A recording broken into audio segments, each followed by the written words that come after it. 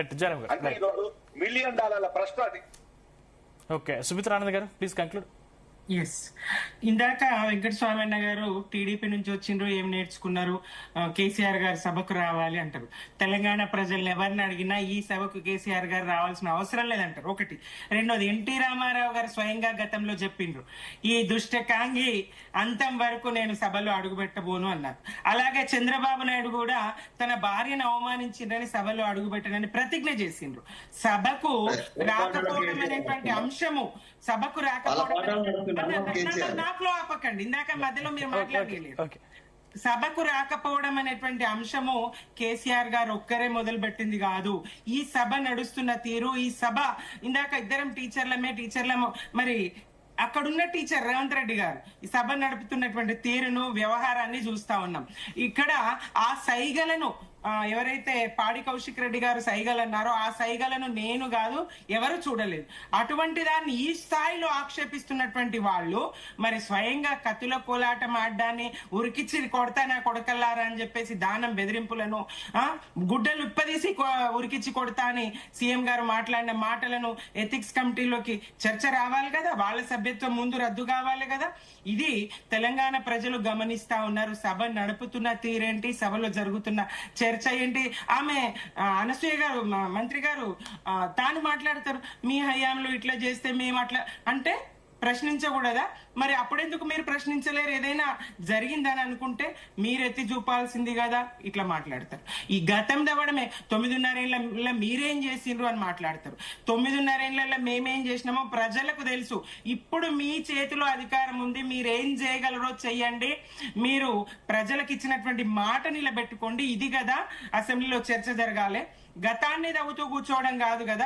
మేమేం చేసినాం, ప్రజలకు ఎంత మేలు జరగాలనో జరిగింది, ఎన్ని ప్రాజెక్టులు కట్టినాం, ఎన్ని చెరువుల పూడికదీయాలనో తీసినాం, ఎన్ని భవనాలు, కలెక్టర్ ఆఫీసులు, ఎస్పీ ఆఫీసులు, జిల్లా పరిషత్లు, మండల పరిషత్లు, గ్రామ పంచాయతీలు, ఎన్ని భవనాలు నిర్మాణం చేయాలనో చేసినాం, ఎన్ని పాఠశాలల నిర్మాణం చేయాలనో చేసినాం, ఎన్ని పాఠశాలలు స్థాపించినాం, ఎన్ని మెడికల్ కాలేజీలు స్థాపించినాం.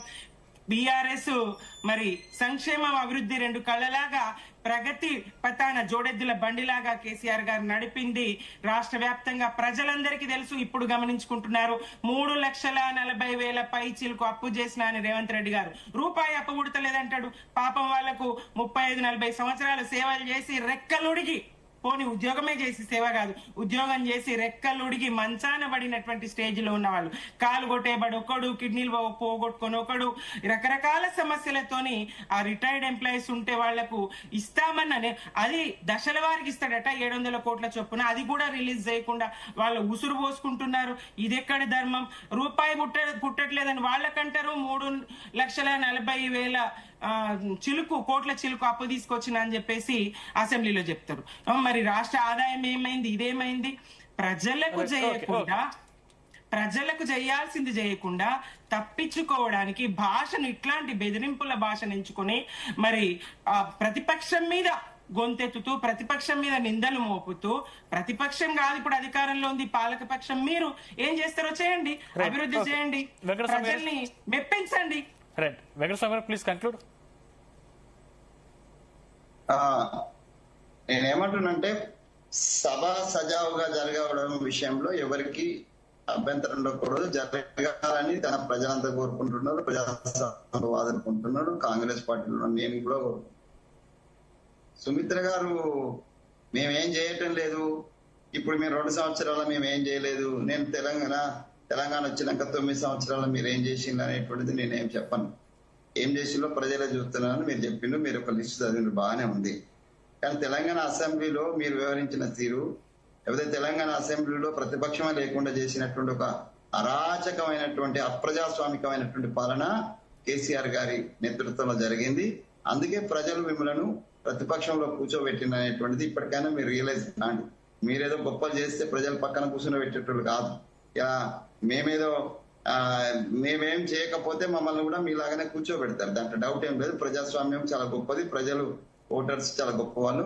ఎవరు చేస్తున్నావు అనేది మేము చేసిన ఏం కనిపిస్తలేదు. 2 సంవత్సరాల్లో మేము చేసినవన్నీ ఏం కనిపించటం లేదు వాళ్ళకు. మేమేం ఉట్టిగానే డైవర్షన్ పాలిటిక్స్ స్టార్ట్ చేసింది ఎవరు ఈ రాష్ట్రంలో? అసెంబ్లీలో అసంబద్ధమైనటువంటి భాషను ఉపయోగించింది ఎవరు ఈ రాష్ట్రంలో?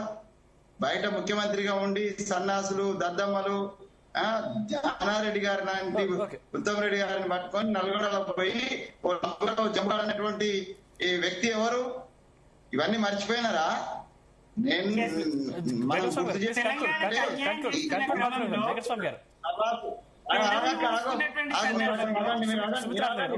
చదువుకుంటే పెంకాసులు బయటపడతాయి. ఈ రాష్ట్రంలో భాషను ఒక ముఖ్యమంత్రిగా ఉండి ఉద్యమ నాయకుడిగా ముఖ్యమంత్రిగా ఉండి ఈ భాషను కూని చేసి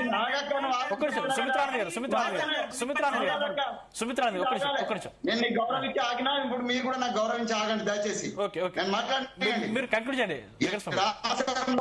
తెలంగాణ వచ్చిన తర్వాత తెలంగాణ అసెంబ్లీని తెలంగాణ రాజకీయాన్ని అద్భుతమైన నడతానని ఉద్యమ సమయంలో మా అందరికి ప్రామిస్ చేసినటువంటి కేసీఆర్ గారు ఇది ఒక కూరగాయల మార్కెట్ చేపల మార్కెట్ చేసి ఎమ్మెల్యేలను కొనుక్కొని ప్రజాస్వామ్యాన్ని కూని చేసి భాష ఆయన చతురుడు కాబట్టి భాష ఉపయోగించేటప్పుడు కొద్దిగా హాస్యాస్పదంగా ఉండొచ్చు కావచ్చు, హ్యూమరస్ గా ఉండొచ్చు కావచ్చు, కానీ భాషను కూని చేసి ఎదుటివానికి అవకాశం ఇచ్చి నీవు చెప్పిన విద్యనే నీరజాక్ష అన్నట్టుగా ఉంది.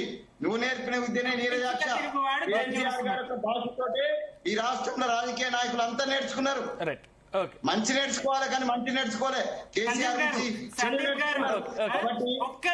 నైతికమైనటువంటి మాటలు ఇవన్నీ కూడా ఆవిడ మాట్లాడితే